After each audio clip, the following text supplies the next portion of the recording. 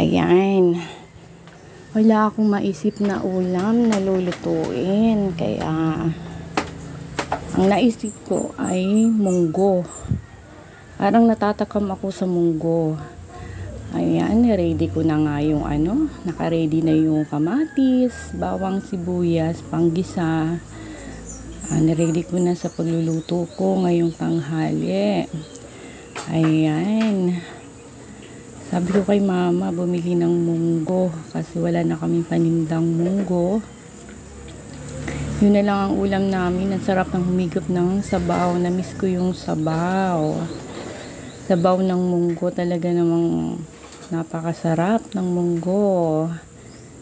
Paborito namin yan dito sa amin. Ayan.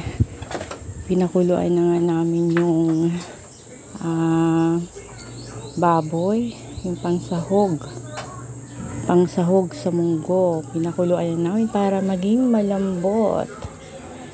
Ayan. Dinagdagan ng mantika para maging brown naman siya. Ayan, talagang napakasarap naman tingnan yung sahog. Ayan. Ako ngayon ay nagre-ready na kasi malapit nang umalis ang aking husband. Babalik na siya sa UK. Malapit na siyang umuwi ng UK. Business trip. Ayan. Kaya naman ay nire-ready ko na yung kanyang mga gamit na dadalhin. At gusto nga sumama ng 2 bata. Napakahirap naman magbiyahe. Mula dito sa Bicol, 8 oras ang biyahe papuntang Manila. At napakahirap pag may 2 bata. Kaya hindi ko dadalhin yung 2 bata. Kami lang ni mama ang maghahatid sa airport.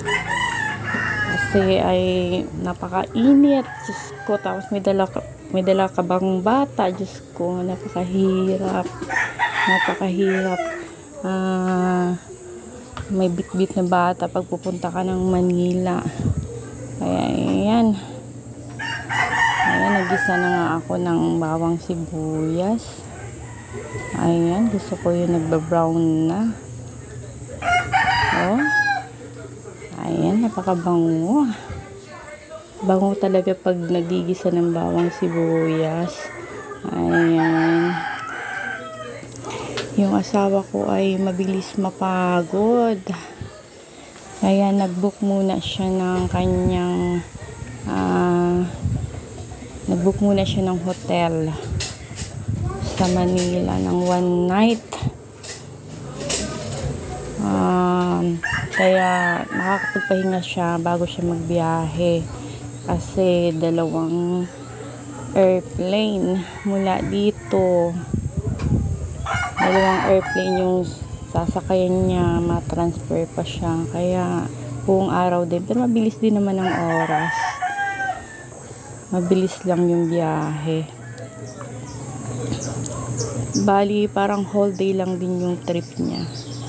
Ayan, nilagay ko na lang din yung yung kamatis.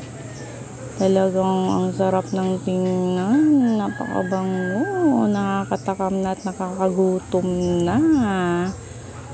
Alas 10:42 na rin ng tanghali.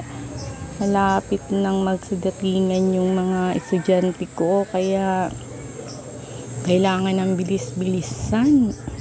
Ayan, tinabi ko muna yung taba ng baboy. Yung pangsahog, ayan, brown na siya. Tinabi ko muna yan. Mamaya ilalagay ko din. Pagkatapos maggisa ng bawang sibuyas with kamatis. Ayan. At may lalakarin din kami ni mama sa Manila. Kaya sinama ko na rin si mama at may lalakarin din kami sa Manila bukod dun sa paghatid namin sa aking asawa. Ayan. At ano lang siya doon, hindi naman siya magtatagal doon. Babalik din naman ang asawa ko dito kasi ang dami namin plano pagbalik niya. Ayan. Lagyan ko na ng magic sarap. Talagang magic sa sarap. Ayan, nilagyan ko rin ng bitching kasi gusto ko yung talagang as in malasa yung aking niluto. Ayan. Yummy, yummy, yummy na. Oh. Nag-book kami ng isang balik tayo sa aking asawa. Nag-book kami ng 2 room namin at room ng aking mama. Nakabook na nga yung aking asawa ng dapat kasama yung 2 bata. Nagbago yung isip ko na dalahin yung 2 bata kasi napakahirap sa biyahe, kaya kinansel niya ulit yung kanyang book sa hotel. Kami na lang ng mama ko, ng asawa ko at ang mama ko. Ayan, at bawas din yun sa bayarin. Ayan, malapit na maluto ang aking munggo. Ayan. Sabi ko sa mama ko, bakit di kumuha ng dahon ng ampalaya? Masarap din yung may dahon ng ampalaya. Hindi na rin siya nakakuha ng dahon kasi at ang dami din ginagawa. Ayan, nilagyan ko na nga ng tubig para maraming sabaw. Maraming mahigop si Papa. Pinabili ko na rin ng chicharon si mama sa tindahan. Wala akong tindahan yan kasi mabilis lang siya lumambot. Mga ilang araw lang ay nalambot ang chicharon sa aking tindahan. Sobrang init ba naman dito sa aking tindahan. Ayan, pag nilagay ko nga yung chicharon na nga, talagang napakasarap. Ang sarap papakin ng munggo with chicharon baboy. Ayan, tingnan nyo, talagang napakasarap na. Ready na sa pananghalian. Ayan, kaya luto na rin kayo ng munggo. Ayan, mamaya ay magre-ready na ako ng mga gagamitin ko. Kahit Lunes pa lang ay Miyerkules ang alis namin.